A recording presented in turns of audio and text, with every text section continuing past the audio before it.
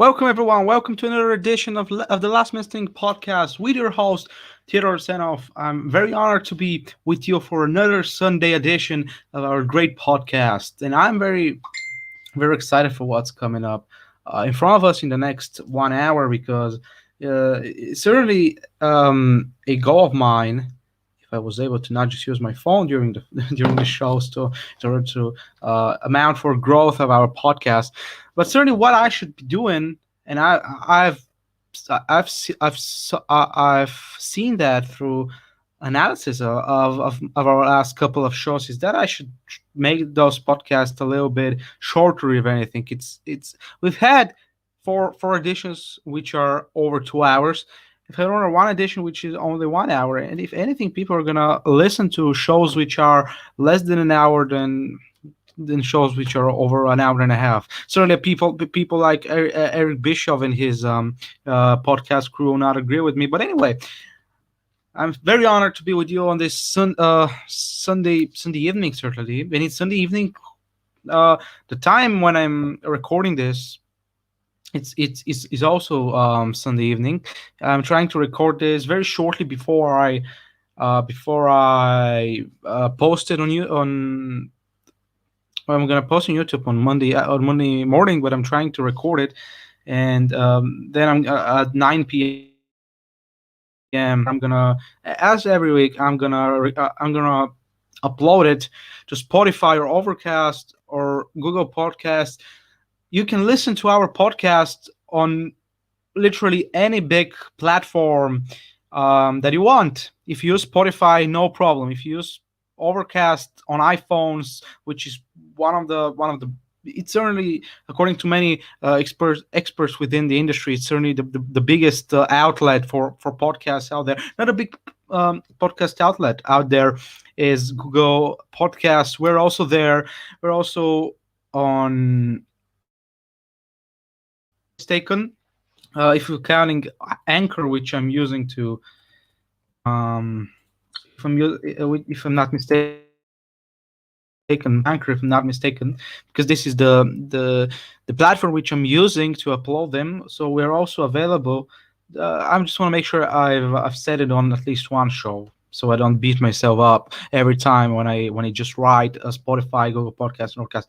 So it's 7 with Anchor, and also apart from those which you just mentioned, Breaker, Pocket Casts, Radio Public, and that's it. Also Spotify, Overcast, and Google Podcasts. So we're available everywhere. Watch us every Sunday, 9 p.m. Bulgarian time, 2 p.m. Eastern, noon on the East Coast.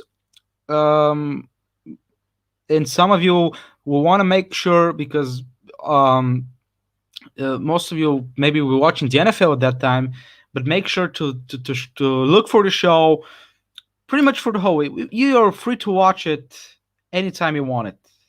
Anytime you want it. So you're gonna get that incredible coverage of sports and the business of sport anytime you want with those platforms.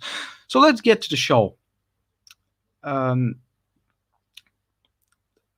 I've prepared some very interesting things alongside our regular topics like the NFL and this week in wrestling, and I also prepare some very interesting things. Last today, I wanted to try to at least get it done yesterday, and even with all the things that went wrong yesterday, that were supposed to go wrong, before the day actually came.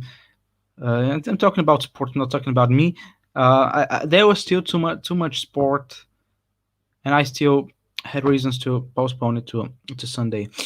And even without those things that were wrong, I was still not able to watch the second part of Triple Mania.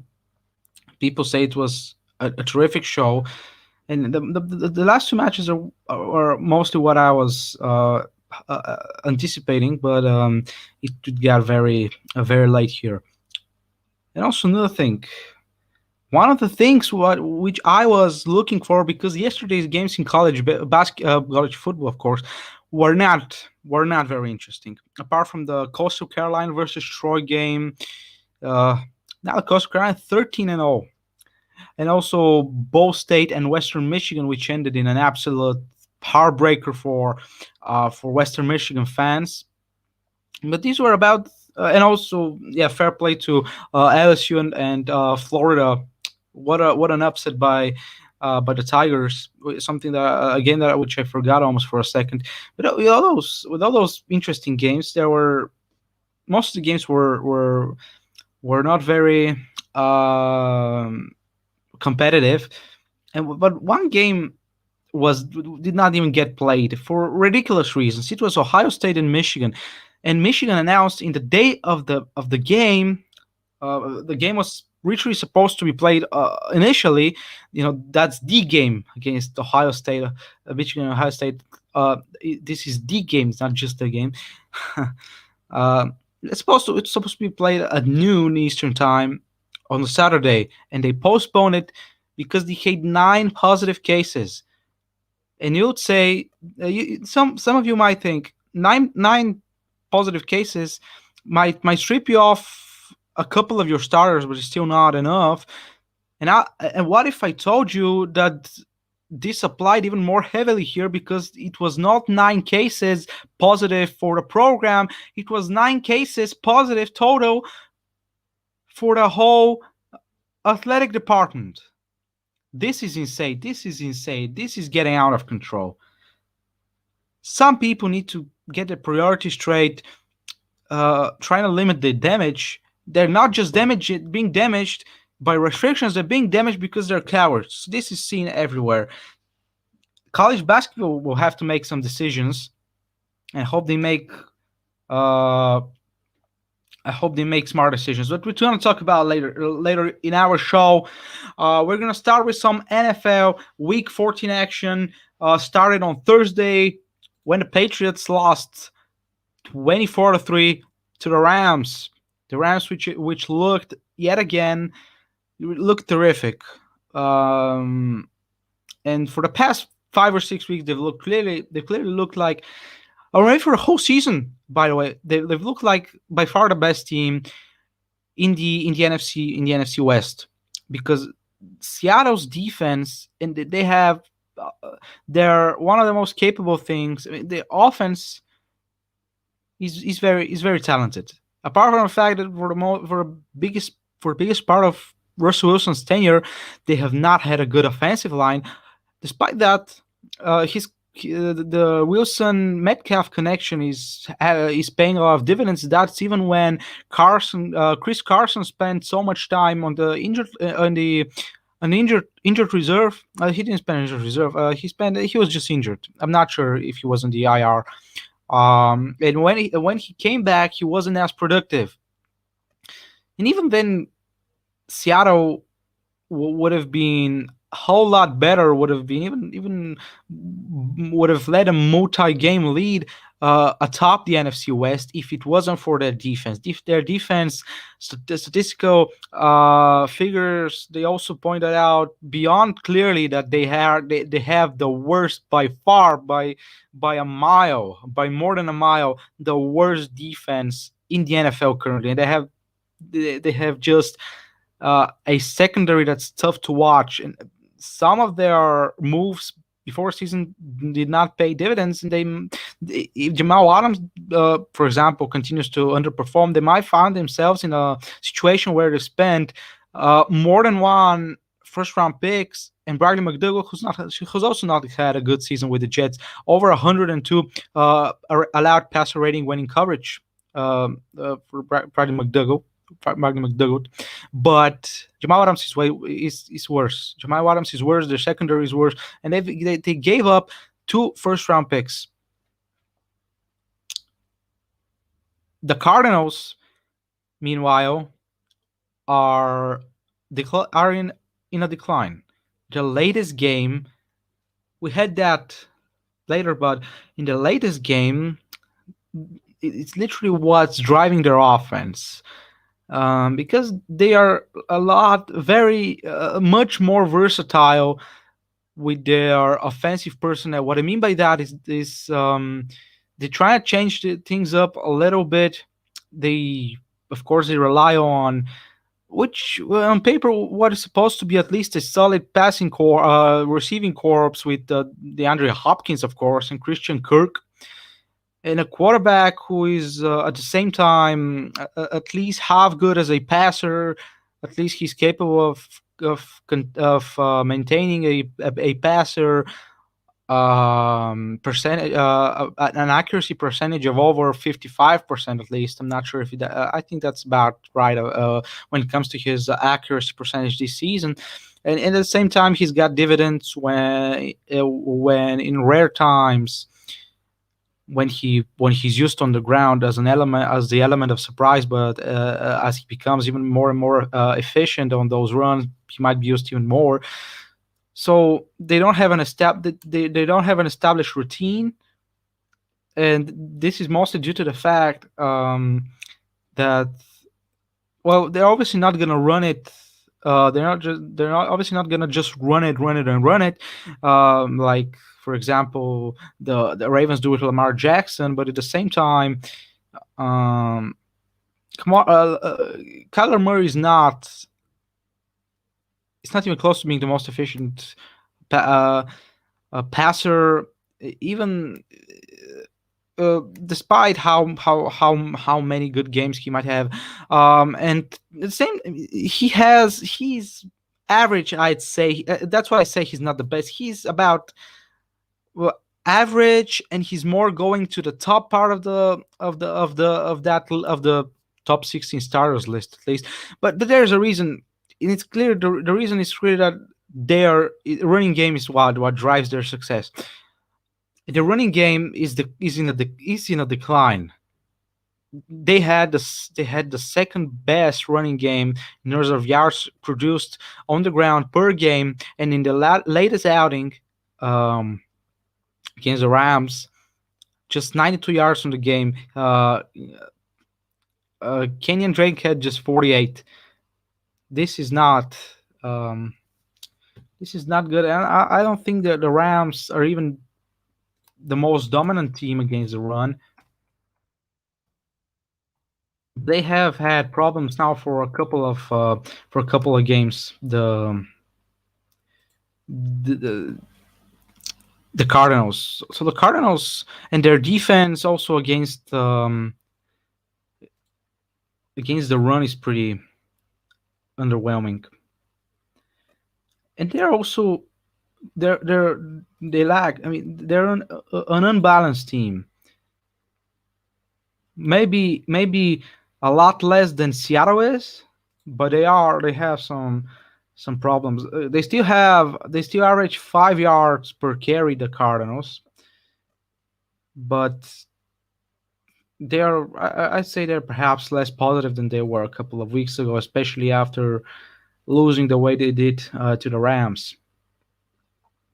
And it now looks like the Rams are clearly the most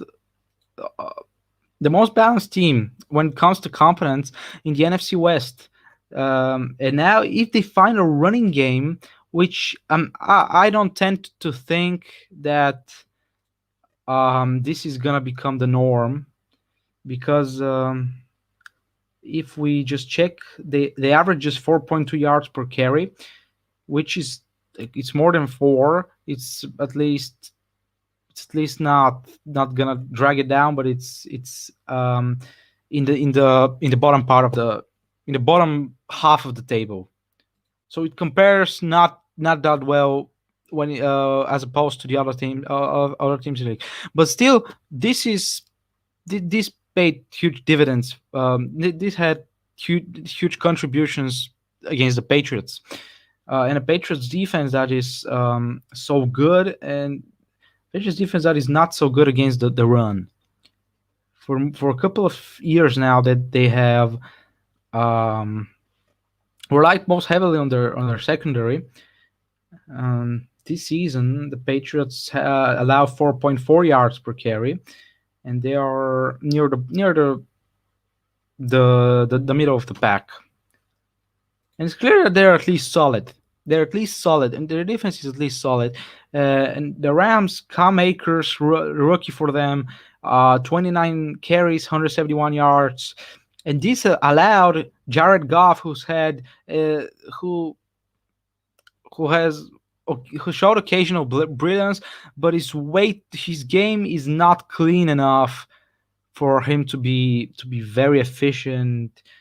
He was 16 for 25, 137 yards, touchdown, interception, and he's had a terrible year when it comes to turnovers. He had 10 interceptions prior to this game. I think he now has 11 as opposed to about 17 well, the touchdown interception ratio is important because you compare the interceptions to a touchdowns, but at the same time, touchdown as a component is not that important because it doesn't reflect overall production anyway. It just reflects that you pass it to somebody from the 2 yard line, then give it to somebody on the 2 yard line. And in most cases, this is going to be a touchdown. So this is why that's not that important. When you compare it, when you use it to compare interceptions to something, it has at least a little bit of meaning, and it shows that Jared Goff is it's not his best season. And it's interesting how they're gonna go after the season. I still think that they're gonna keep him. They're gonna keep him put. They're gonna at least give him a chance for the rest of his deal, for the rest of his rookie deal, which it's 5 years.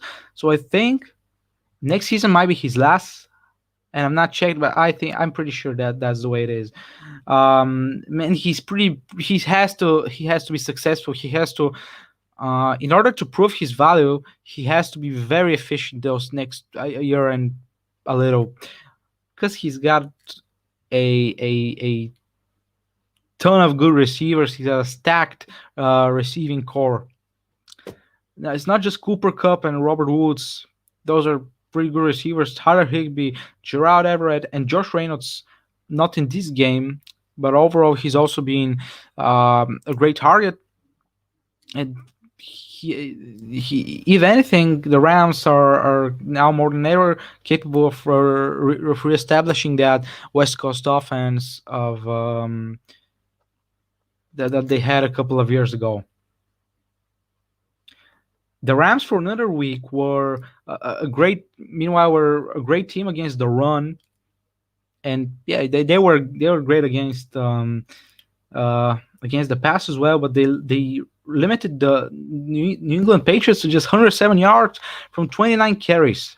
This is 3.7 yards on average per carry. For a team that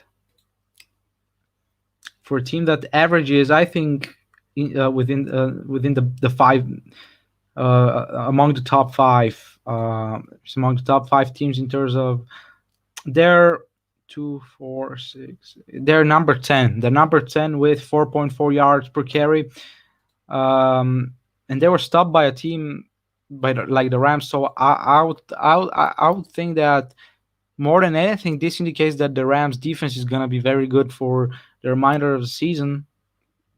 It's very good for the Rams to be in that kind of a direction, and it is. I think it's not completely debatable that they're currently the best team in the NFC West. So this much for that game. Let's just quickly go through the other games and some quick thoughts on those games. So the important games: Kansas City at Miami. There seems to be nothing stopping the Kansas City when you see that they have a -7 line against the 8-4 Dolphins. The Dolphins are those Dolphins. Mostly their defense has paid dividends. Offensively, they have a huge hole when it comes to running the ball. They have struggled. They threw it so much that nobody has sprung out as a particularly good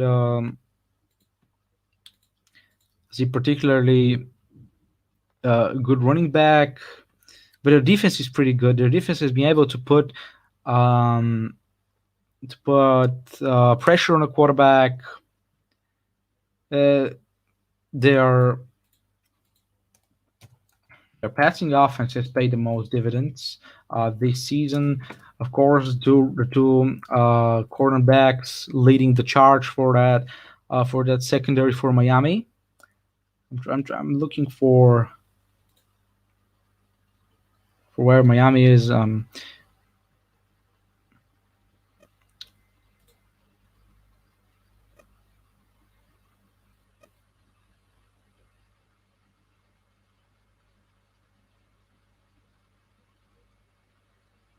So the Dolphins, where are the Dolphins? I just cannot seem to. Oh, here they are. They have allowed 232 yards per game, which is about 15th in the league. And it's by far their best group on the field. But I think it's not even this is not able it's not capable of stopping the Kansas City offense. They have um, Patrick Mahomes. He everything that could be said is not enough. He doesn't. He's very explosive at the same time. He's very accurate. He he doesn't. He's getting very clean. He doesn't throw many interceptions. And when you have a lot of receivers like him, and you have two running backs which are also quite capable of providing dividends through the air, it's very difficult. It's very difficult to stop that kind of an offense. Um, their passing defense against the odds has looked solid, and I think that the Chiefs are gonna win easily. Vikings against the Buccaneers. This is the interesting game of the early slate of games. The Vikings were 1-5. Now they're 6-6 behind Dalvin Cook's success. Their offense is it has been beyond satisfying in those last 6 games that they've got 5 wins of, and clearly they're managing their squad very well, giving Dalvin Cook the ball more often than not, and he's been the best one of the best quarterback corner running backs in the game. I'm sorry, and I think one of the best moves out of the whole season, when you factor in the free agency and the draft, has been them drafting Justin Jefferson, because every all of the expectations that were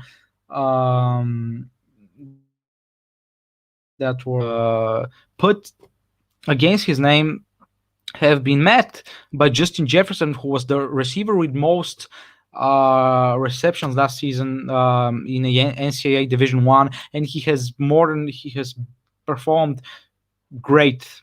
Um, Eric Kendrick was out the last game for the Vikings. They beat the Jacksonville Jaguars. They still allowed just 16 points, if I'm not mistaken, against the Jacksonville Jaguars. Then the Buccaneers have to get to their previous success of stopping opponents' passing defenses, because Vikings are gonna abuse on all accounts the Vikings, because the Buccaneers have the second best rushing defense in the league, but they need to mobilize their secondary as well, because the Vikings can be dangerous, and don't just even if right now it seems that there are only Adam Thielen and Justin Jefferson. Both are capable of being high workload receivers who most of the time are very efficient. They catch a big chunk of the balls of the times the ball they catch the ball a big chunk of the times that they're targeted, and the Buccaneers are going to have big problems against that.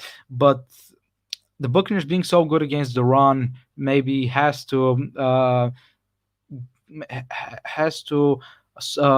draft the odds a little bit in the Buccaneers' direction.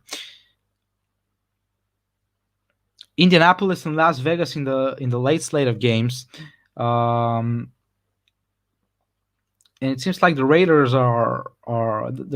had a pretty bad game last week against the Jets. That was to a very big extent due to Josh Jacobs being out, and they faced a very solid defense against the run, um, and they struggled. I think it was Devontae Booker or um, who led their running game.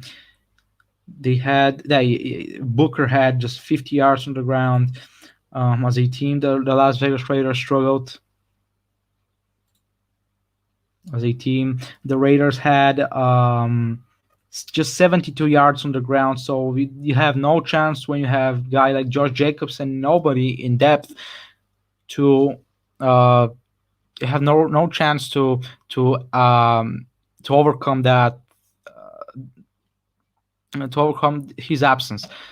But he's back for the game against the Colts, and this I think this is what right now leaves the Raiders in this because their defense is very shaky. And despite how good Derek Carr is, he still needs a lot.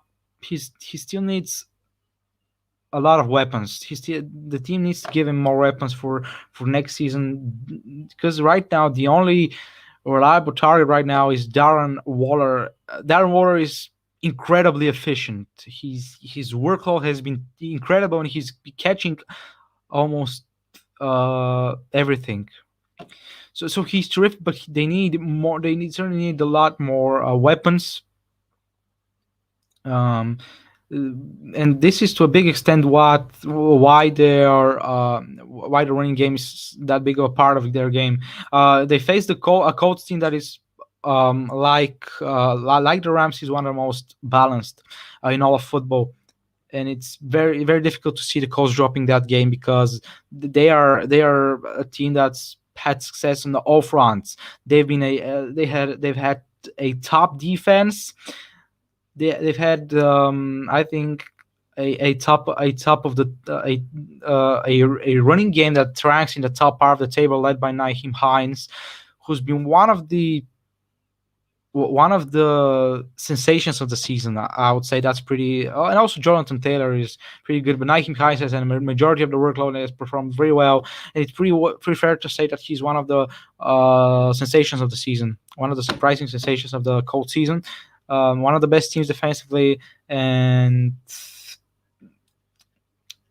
the Philip Rivers red of passing defense. Also, nobody can come out except for Michael Pittman as a good target. T.Y. Hilton had a good game last week, but he has been inconsistent. Has been Zach Pascal. Philip Rivers has turned the ball over substantially more than the team would like to see him. But I still think that the Colts defense will not have a hard time stopping the Raiders, and Philip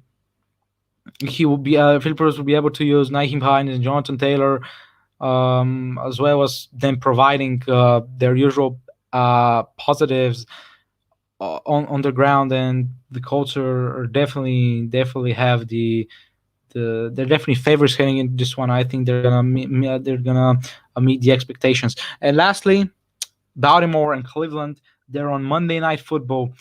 Cleveland are 9-3. Ravens are 7-5. So this is an incredibly important game for both teams, because if the Browns win and the Pittsburgh Steelers lose to the Buffalo Bills on Sunday Night Football, the Browns will be just a game off the top of the AFC,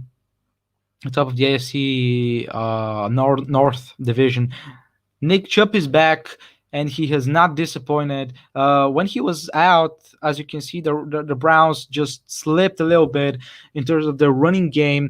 They averaged 5.2, I think, before his last game when he got injured. Now they average 4.5, but he has not disappointed. This is one of the best running groups. I'm referring to Nick Chubb and Kareem Hunt. they are able to single-handedly produce ton of yards, produce most of the yards for the Cleveland Browns offense, and it's not the problem right now that that Odell Beckham is out. Ravens have a lot of their defensive line players out. They're gonna struggle against the run. I think they're capable of stopping the Browns through the air. This is gonna keep. I think this is gonna keep it close, as well as John Harbaugh's ability to just scheme the game in such a way that he just makes it like running with the quarterback is the play that should be featured on the most of the plays in for a football team, which in fact is definitely not that way. And this is made, I think, Lamar Jackson into the star he is, but the Browns have the more productive offense. They might struggle a little bit with the Ravens defensively, but I think the Browns just if they use the running game consistently throughout the field to move the ball, and then just limit the workload of Baker Mayfield to third downs or in the red zone. Although it doesn't make sense to use him in the red zone instead of the running game, but this is gonna be a clean offense, a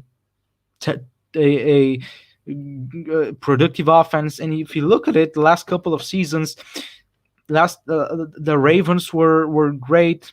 But if even if you don't count them because Lamar Jackson was in charge, you have the 49ers with Matt Breida, Raheem Mostert, and Tevin Coleman. They were number two last year when it comes to yards per game, and almost all of the top teams right now in the NFL when it comes to the running game are that way. Look at the Cardinals are to some extent that way. The the Seahawks are definitely not that way, but the Patriots are that way. Um, so we have a lot of teams that are using that strategy. Having those two, if even if Kareem Hunt was not in the form that he was before, um, before he moved to Cleveland when he was in Kansas City, it's great to limit, because when you limit the workload of two guys, you're gonna their efficiency is gonna come up, and you're gonna get um, a, a, a group that produces more on average. So I think that's about it for the NFL. The only game I left out is Buffalo against Pittsburgh. This is a Sunday nighter. This Sunday today, and it's gonna be one hell of a game. But the Pittsburgh have an injury on Bud Dupree's out. Their offense. Ben Roethlisberger has turned the ball over. He has had a very up and down season. I would consider it that way. And now that they have injury on defense and their offense is not that consistent, I think that they're going to lose at least two more games this season, and the first of them is going to be against Buffalo. So okay, this is for the NFL. Week 14 coming up. We're almost we're past the 3/4 point of the season, and the playoff battles are just heating up by the day. All right, the biggest topic of our show is coming up on Last Man Standing podcast. Oh, I forgot on our show. I forgot to put the label. Well, now I'm gonna do it. Besides, it was pretty obvious what we're talking about. Now I'm gonna put the label for what I consider to be the most important topic of our show today: big picture, project big picture in the Premier League. Our biggest business-related topic today. And something that I've wanted to talk about for a lot of time, but I put it off so I could analyze it in a better way. And I think now has come the time to analyze it, having used, having seen, especially what has happened through, throughout Corona times. But first, we will talk about our project Big Picture. I think most of you probably should be aware, given of course that you're subscribers of our show, which specializes in those in these topics. They should be aware of our project Big Picture. So I'm not gonna uh, dumb it down that much, but I still want to have a proper introduction to our show. It was a plan. It was introduced by Liverpool and Man United, and it is mostly associated with the nine biggest teams, which are the big six teams, and the three longest tenure teams, which are Southampton, um, Southampton, and Everton. These are the three longest tenure teams right now. Besides the big six, they're gonna have all the voting power. They're only gonna vote on on all kind of changes. Yeah, on all kind of changes. What are the other key here are the other key points listed by Sky Sports. The league would be reduced from 20 to 18 clubs. The English Football League Cup and the Community Shield would be scrapped. The current one club, one vote principle will be abolished. And also the rule that says that you need 14 clubs to agree out of the 20 to change on a particular issue. As I said, only the top 9 teams will vote. Arsenal, Chelsea, Liverpool, Man City, Man United, and Tottenham. This is the big six that it's called. And besides that, you have the three longest tenure teams in the Premier League: Everton, Southampton, and West Ham United. You need 6 of those 9 teams to vote, so you can still pass an issue with only the big six. With it only being in the interest of the big six. And it also includes some important policies when it comes to the English Football League and the payments to the English Football League. And it will have the Premier League previously was providing 4% of its revenue to the EFL clubs. Now it's going to provide 25%, including a 250 million payment upfront, and 100 million payment to the Football Association. So these are the most important key points, and there are also some deeper ones, which are wide ranging. So they include subsidized away travel, which will be subsidized by the Premier League. Problem is that teams who have higher league dues, away sections will be required to be at least 8% of the capacity of the stadium, which doesn't make sense or numerous reasons, as have most things on here. But okay, I have put the label. Back to this. A $20 £20 gap on away tickets. And safe standing sections. The women's Premier League would go independent out of the Premier League and the FA. A reorganization of the football calendar. 18 teams will remain in the Premier League, as we said. The 16th team will be a playoff team with the third, fourth, and fifth teams in the Championship. And one of the most intriguing things I think that have not been talked about that much: Premier League clubs will be able to sell 8 live games a season directly to fans from their own channels. And by this, understand not just what I understand at least, that will be able to either have your own platform online, like Championship teams do, like League One teams or League Two teams do currently. And at the same time, you might be able to also negotiate your rights with with another TV network, or at least if the second thing isn't allowed, but the first thing is, it doesn't make, it really doesn't make sense. But let's talk point by point. Let's talk point by point. Number one, I understand what they're trying to do with having 9 teams vote on every issue. From my perspective, the having the 9 biggest teams manage the league would mean that because they're managed better, you have financial stability. But this is definitely not the way you achieve financial stability. And there have been numerous ways that leagues they are a little bit foreign. They're not very uh, the European leagues are not very like-minded with the people who implement those kind of policies. This is definitely not going to achieve it, because the only thing you're going to achieve is give those the give the other the big six and the big nine, obviously, a lot of power, and by them voting for those things, the only thing you're going to achieve is that the other 11 clubs will not be able to the,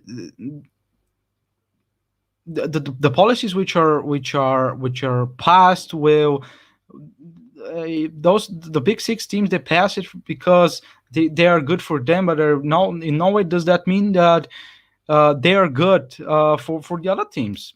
And if you want for the other teams to be financially stable this way, if anything, you at least you at least expand the self-broadcast rights, which are stated which are stated later in this report by Sky Sports.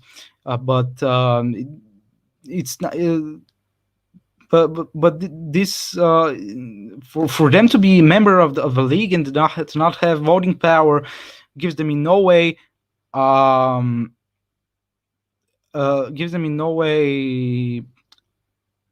control over their financial situation, or over the ability to to change the way money from TV deals are distributed. Because imagine if the top 9 teams said that the top 9 teams would get like 10% each, and the other 11 teams would get and the other 10 teams would get the other 10%, which would make absolutely no sense. But those teams will be able to pass it. And when, if anything, you got to give them more control, and instead you're giving them less control. Now there are many other ways to achieve financial stability. Some of those, like the self-broadcast rights, would be good for that, but you need to change overall. Number one, the football system in Europe should change, because it's definitely not to have a pyramid is definitely not financially stable, because the league needs to have control over what markets are in that league in order to fully exploit its potential, in order to have the ability to react and adapt to those markets, in order to market the league in the best way in those markets. When you have teams that are good on the field, but their markets don't pay dividends to your ratings or to your attendance, and just that the game isn't that popular there, and they don't spend money, given the fact that you don't have the power to even initiate a move like there is in the US in US leagues, you have no chance to fill in, I should use that verb, that hole that you have in your roster of teams, in your pool of teams. This is the way to achieve financial stability. To actually, one of them, if you're actually bleeding, which the Premier League is not, is to limit your teams. I don't think the Premier League should be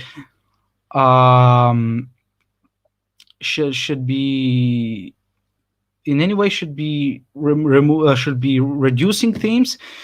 If anything, the four teams should go independent, not in a pyramid. They should be competing with each other, and the Premier League should have the option to negotiate with teams and to choose the teams that would be most that would be the best options for them to promote the game there. And there should be a competition based, no, not system, because you want to not you want to incentivize competition.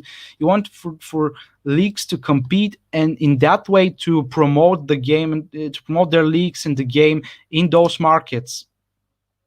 um, to focus on those particular markets, and in that way to promote it.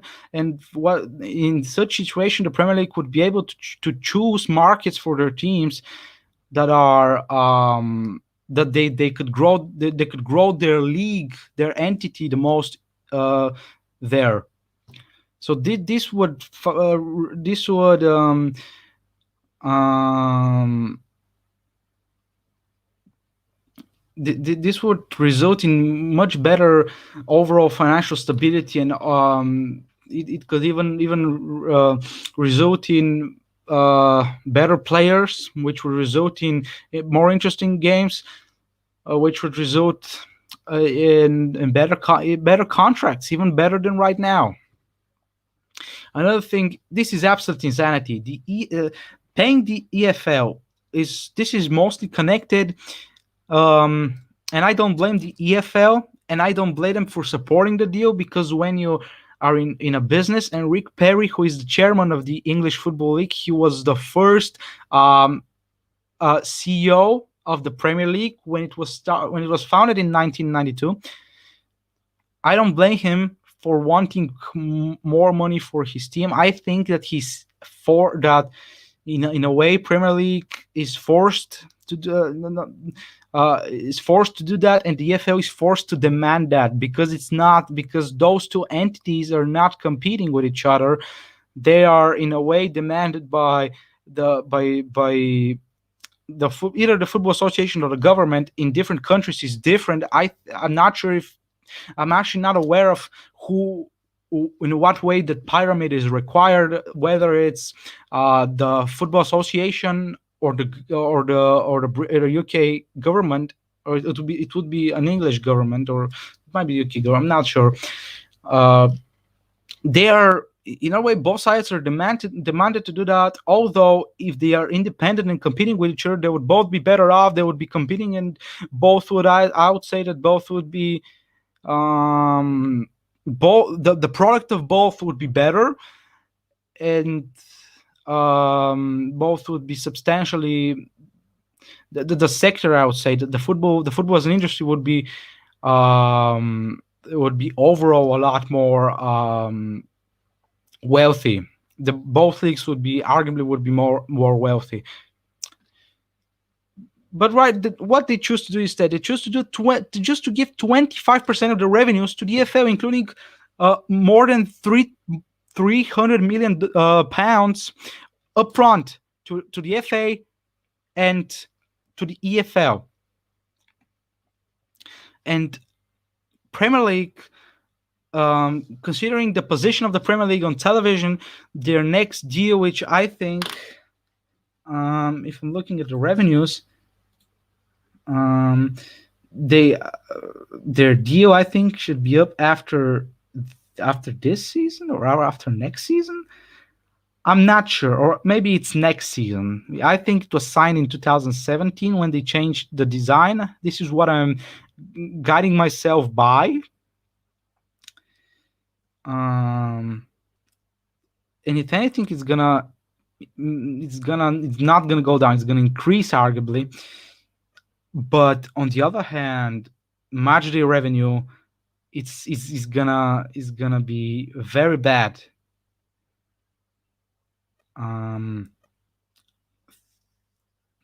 300. This is projections, but let's look at 2018, 2019. 683 million for match day. Out of about $5 billion. in total revenue for the league. This when you add broadcasting and commercial and sponsorship. This is projected to decrease to at least half. Is going to be 350 million in match day revenue for 2021, and this is about um, let's see. This is about um,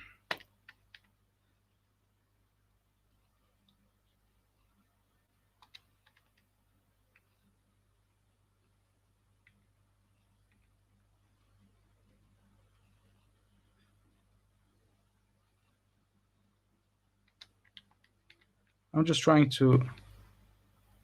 Okay.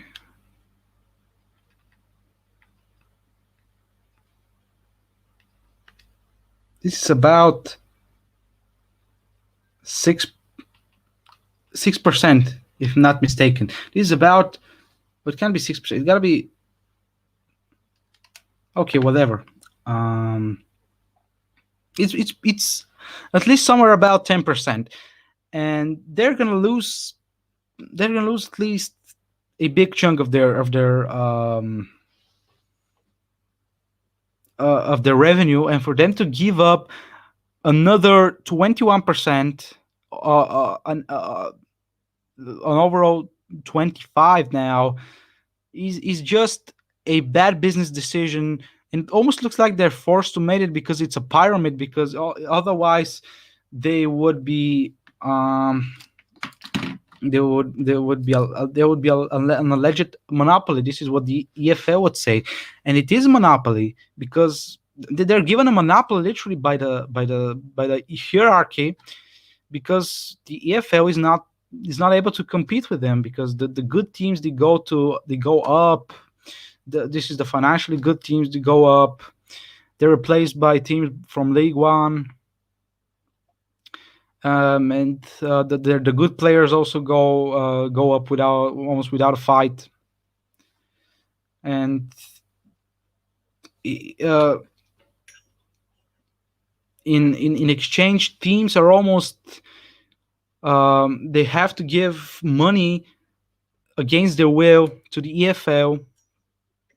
And it just makes absolutely no sense to not being competitively driven, and to instead engage in some kind of um, in some kind of a system where you have to support something that you never get any kind of benefit of, instead of engaging in a competitive environment. There were some good proposals in this deal, but at first there were also some of the deeper were very, very disastrous. The ticket cap gives teams it doesn't give teams an equal opportunity to adapt to their business situations in their market, regardless of Corona. The same goes for away stands, pretty much, because this also affects your ticket sales. Subsidized travel makes absolutely no sense when a team can actually use their money to travel. A team can use their money for their team to travel. This makes no sense. Also, what I would keep, by the way, get rid of the WPL as subsidized by the FA in the Premier League, because for them, in order to survive, they're like WNBA and the AFLW. They're only being kept without providing the AFL and its teams any kind of benefit. It's only taking, and it's not generating. It is not something that the AFL profits off. It's only keeping them in order to make some kind of political statement, which makes no sense. This is not business. This is some kind of sick joke. Get rid of it. And at least with all the bleeding that this would provide, this at least something that even those clubs that are offering that are smart enough to understand. And the self broadcast right, I think that provides a lot of opportunities for teams to actually set their own prices, to consider what the should price be based on what their financial situation is currently, based on what their market research is, and the research of what people are able to pay, and they would be able to do that on their own. This is for 8 games, and it says that teams would have the big teams. It's mostly done. It says that it's mostly done because big teams they want to get to get people to exploit their own fandom value in that way, to even because it's currently is equally distributed, which makes no sense. I think that's terrible. It was terrible when it's done here in Bulgaria in the FBet league. Broadcast rights is dumb in every league. It's pretty bad. Is I wouldn't want to use it for here because this is not politics related, but it's socialist, because teams which drive no ratings get the same as teams driving the ratings in a way. So this is pretty bad. Um, and they're right to want to exploit their value. You should be rewarded for being popular, and teams should be able to analyze their current situation, to try to drive their market, to mobilize their marketing departments to make themselves more popular, in order to actually be able to sell more subscriptions, and that way they'll be much more in charge of their own revenue. This, if it is much less regulated, could bring all kind of interesting situations. And who knows, if you leave teams completely free to do that, the total value of all the subscriptions for all the teams could even get higher than the current TV deal. Who knows? I think this brings tons of interesting opportunities. Everything, when you scramble everything together, you get you actually realize that a reform would be good. Many things would be, if changed, would be good. This deal, however, this proposal has more harms than it does more harm than it does good. It, for example, it takes away the power of 11 teams to have, well, if you actually remove two, it's of 9 teams, to have any kind of voice of how they're of one of their revenue streams, if anything, was what comes to mind. It is business wise bad. It is not in a direction that would be a good reform. And also some of the other proposals are pretty bad. Some of the things here deserve conversations, and I'll be doing those, believe me, for a long time ahead. But this overall gets more harm than good. This is all for today's show. The other two topics, because we're now almost an hour in, the other two topics will be discussed in our midweek show. It is gonna be the wrestling segment and a college basketball segment, our first of the season. So don't forget to tune in this Wednesday. We're gonna be previewing except for everything I said, we're gonna be previewing NXT and AEW Dynamite. Both shows promise to be fairly good as we now approach the middle point of December. It's 8 o'clock here. I'm getting ready to watch the NFL, and you're gonna hear my analysis of the games next Wednesday in a very quick segment alongside the other two topics that I just mentioned. But until then, thanks for watching us on YouTube on Monday morning. Thanks for listening on Spotify, whether it's on Wednesday, or on Sunday or Monday. Don't forget to subscribe to our show on Spotify and Google Podcasts and Overcast and everywhere I mentioned in the start of the show. We're available on 7 platforms. Four of them are the most popular platforms for podcast sharing. Don't forget to subscribe. Don't forget to subscribe to Home Run BG, our partners for the video broadcasts of this show. And until the next show, goodbye.